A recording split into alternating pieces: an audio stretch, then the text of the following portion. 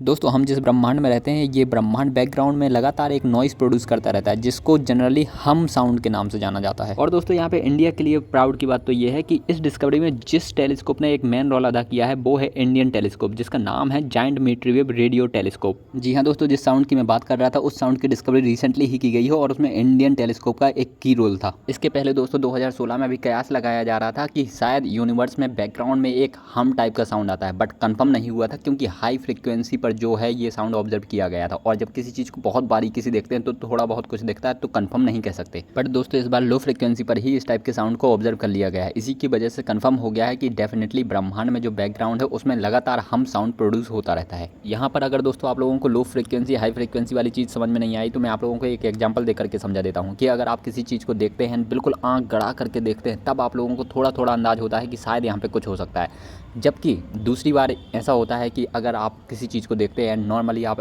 आराम से देखो और आपको पहले ही नज़र में यहाँ पे क्लिक हो जाए कि हाँ यहाँ पे डेफिनेटली कुछ है, तो आप डेफिनेटली दूसरी बार में कंफर्म कह सकते हैं कि जो दूसरी बार में आपने चीज़ देखी वो कंफर्म है कि अब ये वाली चीज़ है। बट पहली बार में जो चीज़ आपने ऑब्जर्व करी वहाँ पे आप कंफर्म नहीं कह सकते कि हाँ यहाँ पे कुछ होगा।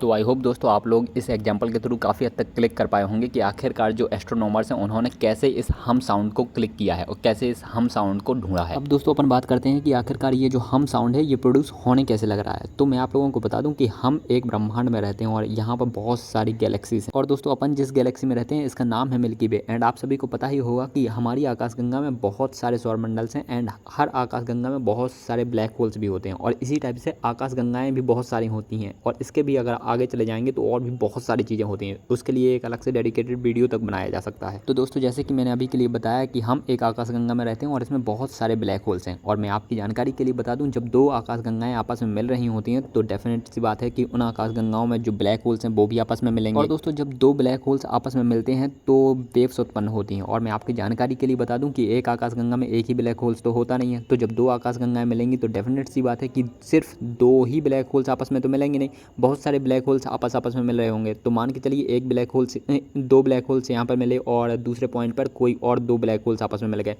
तो दोनों ही अपनी अपनी जो वेव्स हैं वो जनरेट कर रहे हैं। तो जब इन दोनों की अलग अलग जो वेव जनरेशन है, ये दोनों ही वेव्स आपस में जब ओवरलैप करती हैं तो एक साउंड उत्पन्न होता है। उसी साउंड को अपन हम साउंड कहते हैं। और दोस्तों मजाक की बात बताऊं तो इस साउंड को अपन हम साउंड कहते ही नहीं है, ये साउंड इस तरीके से कानों तक आता है कि ये अपन को हम जैसा सुनाई देता है। वैसे दोस्तों इस इम्पॉर्टेंट खोज में इंडियन टेलीस्कोप का तो महत्वपूर्ण योगदान रहा ही है, साथ ही साथ इंडिया के 7 इम्पॉर्टेंट इंस्टीट्यूशंस का भी बहुत की रोल रहा है। तो आई होप दोस्तों आप लोगों को सारा टॉपिक बहुत अच्छे से क्लियर हो गया होगा एंड वीडियो में दी गई जानकारी आप लोगों को पसंद आई होगी। अपन मिलते हैं अगले वीडियो में, आप लोग अपना ध्यान रखिए। एंड इसी टाइप के और इंपॉर्टेंट वीडियो पर अगर आप डिस्कशंस देखना चाहते हैं, क्लैरिटी चाहते हैं तो डेफिनेटली आप लोग कॉमेंट कर सकते हैं एंड साथ ही साथ चैनल को सब्सक्राइब करके चैनल को विजिट भी कर सकते हैं। ठीक है दोस्तों, फिर मिलते हैं अपन अगले वीडियो में। आप लोग अपना ध्यान रखिएगा। Bye bye, take care.